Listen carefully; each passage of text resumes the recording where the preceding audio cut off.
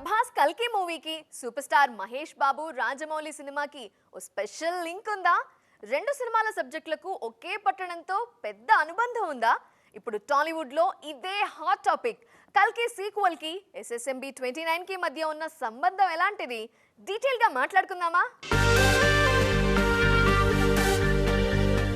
కల్కి సినిమా చూసిన వారికి వారణాసితో ఆ సినిమాకున్న అనుబంధం గురించి ప్రత్యేకంగా చెప్పాల్సిన పని లేదు. ఫ్యూచరిస్టిక్ కథకు వారణాసితో లింకు పెడుతూ తెరకెక్కించి మెప్పించారు నాగ్ అశ్విన్. ఇప్పుడు సెకండ్ పార్ట్ లోనూ వారణాసి ప్రస్తావన తప్పకుంటుంది. ఇటు మహేష్ బాబు సినిమా కోసం కూడా వారణాసి సెట్ ని వేస్తున్నారు జక్కన్న. హైదరాబాద్ శివార్లలో ఈ ఏర్పాట్లు ముమ్మరంగా జరుగుతున్నాయి.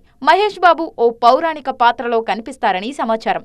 ఆ క్యారెక్టర్ ఏంటన్న దాని మీద పర్టికులర్ గా క్లారిటీ రావాల్సి ఉంది. SSMB 29 లో హనుమాన్ క్యారెక్టర్ ఉంటుందనే మాట కూడా ఆ మధ్య జోరుగా వినిపించింది. ఆ మాటలకు వత్తాసు పలికేలా మహేష్ రాముడి గెటప్ లో ఉన్న పిక్స్ గట్టిగా వైరల్ అవుతున్నాయి. వారణాసికి భవిష్యత్తును ముడిపెట్టి నాగి కల్కి మూవీ తీస్తే, జక్కన్న మాత్రం వారణాసికి పురాణాలను ముడిపెట్టి అరణ్యాలలో నడిపించే కథను సెలెక్ట్ చేసుకున్నారా?